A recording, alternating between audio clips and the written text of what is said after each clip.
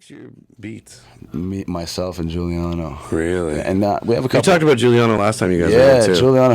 Like I said, man, He is like the fifth cat. Yeah, maybe. when you said that, I'm surprised that I didn't say that. You know, shouts out to Juliano. He is the fifth cat, man, because he's what gave us City Names this sound that we have today. Really? You ever notice that, like the Kid, Revival, In the Air, Ruler, all these beats, even the first one you played. I mean, they're all Juliano beats, and he has a specific sound that we always go with, right? So the thing about him is he deserves a lot of credit that he doesn't. He's an amazing producer. Yeah. This guy gets beats and he sleeps on them too. He's like, I don't like this shit. This shit sucks. Yeah, but really, the thing is, like crazy. But yeah, when me and Fonz are like, damn, this is heat though. Like he's like, nah. Yeah, nah. Because you guys are crazy. Yeah. Like he'll get mad at us because we're like, yo, this is crazy. He's like, the drums didn't even kick in yet. How do you know this is good? Yeah, but that's you know it's gonna be when it's like, you know what's crazy? This is amazing. It hasn't what's even crazy is I know where he's coming from with that, because as a producer, you repeatedly hear this one sound over and over and over again. So as a producer, you get kind of tired of that one sound, and when you play it again, you're like, oh. As an artist, I think any type of artist, you're usually like not.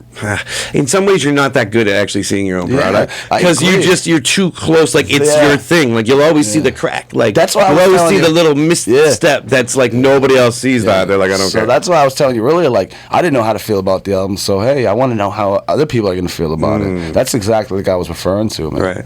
So yeah. So I want to breach the subject here. Like full disclosure for the people that are like, I see how this works. You got to put them on the album to get interviews. No, that'd be cool. For people that don't know, I'm on this album. This is the first time I've ever been on an actual any kind of album, really, and I feel very honored. But I have a question. Like, when did the idea of calling this thing Voltron come to you guys? What's weird is in 2013 we were actually named like the top 10 artists of like Aboriginal hip hop or Aboriginal music in general in Canada. So what they called us was like the future like Voltron, like the native Voltron in 2013, and they called us that. Yeah. And what's weird is we came on the air with you, and like it was the same reference. So it was like, what's up to this or something like. It made a lot of sense. It made a lot of sense how you put it in perspective and how they said it. Like these guys, they come together like a full force. Like it's insane. Yeah. So for us, it's like it's only right that I found like it was a self-explanatory thing. Like,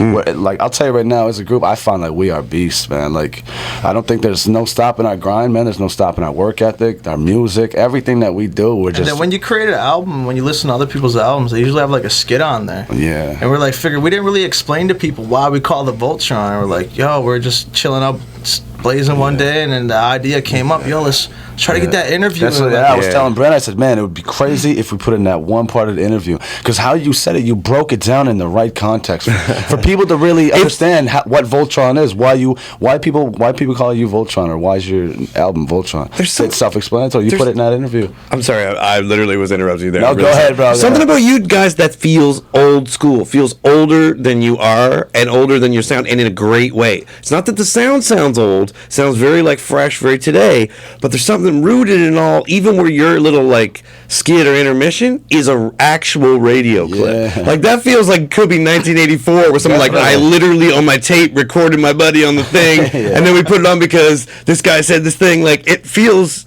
everything about you guys feels kind of like there's a longer perspective of history behind it. Well, we all started at a real young age as far as listening to hip hop and stuff. Like Gerald's been doing it since he was like 6. Really? Yeah, and I've been listening to it since long. I remember my brother introduced me to I don't remember what record it was, but he introduced me to a record, and I was only like 4 or 5. And I was listening to it as a young age. Yeah. Same with me. Like I have older brothers, right? So my oldest brother, he put me on early, which is like Onyx, Bone Thugs, Wu-Tang.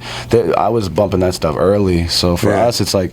This stuff, it just came to us, man. So that's what we're really inspired by as a whole, as a group. We're inspired by that early '90s music, man. That early hip hop, like Onyx and Wu-Tang. Singer. Like that's like my two biggest group I can influences, feel Bone that. Thugs and Harmony. You know? So that's why we always applied to like our inspiration. For me, musically, like, dude, see the artists that I mentioned, these are artists that like I'm inspired by. Like, you know, Met the Man, Redman for performance wise and musically, like, you know, Onyx, Wu-Tang, like these are the people that like I apply my style to. Like I got this style because of the people I study. Like, Right. I study artists. If you're not an artist and don't study other artists, there's something wrong with you, man. You're not gonna get nowhere.